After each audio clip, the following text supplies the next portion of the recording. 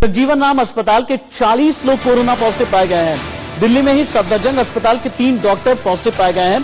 बाड़ा हिंदूराव अस्पताल की नर्स कोरोना पॉजिटिव पाई गई है। ये अभी की बड़ी खबर है, ब्रेकिंग न्यूज है। ग्राफिक्स के जरिए अब आपको बताते हैं और दिखाते हैं कि दिल्ली के अस्पताल किस तरह से कोरोना प्रभावित हैं।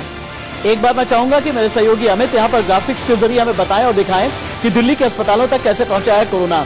चाहे वो दिल्ली का सफदरजंग हॉस्पिटल हो या दिल्ली का स्टेट कैंसर इंस्टीट्यूट हो, इन सभी जगह पर किस तरह से कोरोना का संक्रमण फैला है यहां पर आपको दिखाते हैं हम ग्राफिक्स के जरिए। देखें आप, शुरुआत Safdarjung hospital, 3 doctor positive.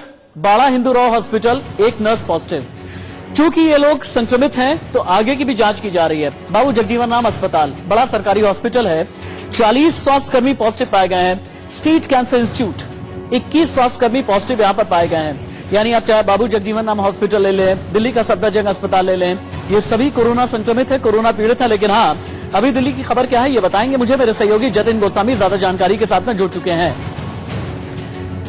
Jatin Goswami के पास चले, उससे पहले अजीत श्रीवास्तव जायजा लेकर के ये बता रहे हैं कि दिल्ली के अस्पतालों में किस तरह से पहुंचा है कोरोना, किन वजह से पहुंचा है कोरोना, अभी का हाल क्या है, अजीत की रिपोर्ट।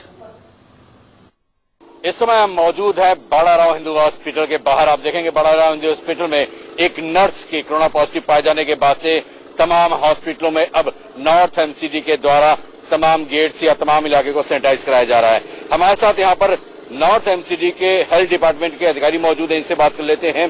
किस तरह पुनीत भाई, जिस हिसाब से बात करें, आप यहाँ पर आए हुए हैं, जिस हिसाब से पॉजिटिव पेशेंट नर्स पाया गया है, उसके बाद से एहतियातन तौर पर अभी क्या कुछ हो रहा है हालात?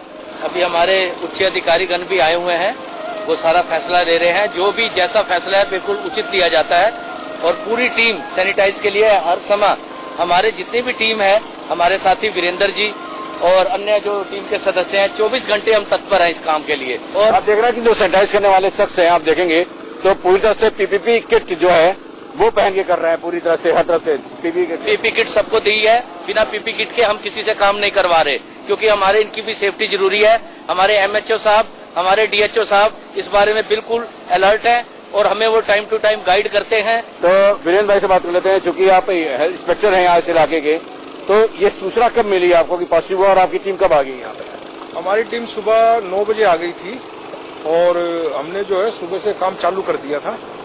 तो सैनिटाइज का काम चालू है और हमारे उच्च अधिकारीगण भी जो है अंदर बैठे हुए हैं और मीटिंग चल रही है। बाकी डिसीजन तो वही लेते हैं, खुलेगा नहीं खुलेगा हॉस्पिटल वो लेंगे। कि आप देखिएगा हॉस्पिटल के अंदर भी तमाम जो है वो कर्मचारी जो हेल्थ डिपार्टमेंट से हैं वो तमाम इलाके को सैनिटाइज करते नजर आ रहे हैं और पूरे हॉस्पिटल को अब सैनिटाइज किया जा रहा है। माना यह जा रहा है कि जब तक कोई अगला आदेश नॉर्थ एमसीडी की तरफ से नहीं आ जाता तब तक ये हॉस्पिटल सील रहेगा। कोई भी एक्टिविटीज यहाँ पर नहीं होंगी, किसी को भी आने या जाने नहीं दिया जाएगा। जहाँ पे हल्की सी भी डाउट है या स्टाफ रूम है या सड़कें हैं, उन तमाम लोगों जगहों को सैनिटाइज किया जा रहा है। कोशिश ये है कि सैनिटाइज के जरिए कम से कम और लोग इससे प्रभावित न हो, ये एहतियात यहाँ पे नॉर्थ एमसीडी कर रही है। लेकिन अभी तक ये कहा जा रहा है कि अगले आदेश तक जो है हॉस्पिटल को पूरी तरह से सील कर दिया गया है।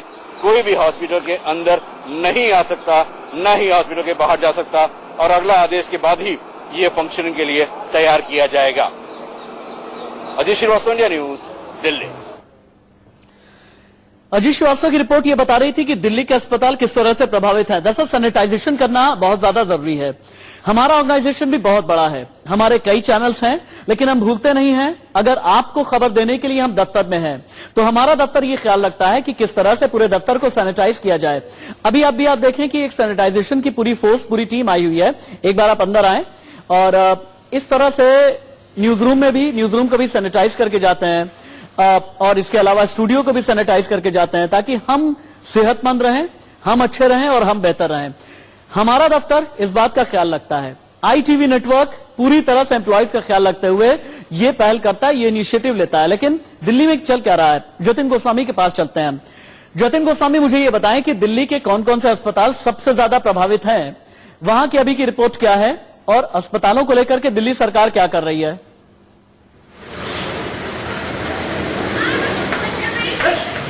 देखिए, तमाम अस्पतालों को क्योंकि सैनिटाइज कराया जा रहा है और तमाम जगहों पर स्वास्थ्य विभाग की टीमें पहुंच रही हैं जो तमाम एहतियात रख रही हैं। इसके अलावा जो नोडल ऑफिसर्स हैं वो अलग अलग अस्पतालों के बनाए गए हैं, तो वहां पर वो इस बात का ख्याल रख रहे हैं कि किसी भी तरह की अव्यवस्था ना हो, कोई भी जो मरीज पहुंच रहा है उसको त्वरित तौर पर देखा जाए। हालांकि क्योंकि कोरोना से हटकर भी कई ऐसे मरीज हैं जो पहुंच रहे हैं तो उनको कई तरह की मुश्किलात आ रही थी, तो इस तरह का ध्यान दिया गया कि जो दूसरे किसी इमरजेंसी का कोई मरीज पहुंच रहा है तो उसको लेकर भी कोई जो असावधानी है वो ना बरती जाए और उनको त्वरित इलाज मिल पाए। तो कुल मिलाकर जो व्यवस्था है उसमें लगातार सुधार की कोशिश की जा रही है और क्योंकि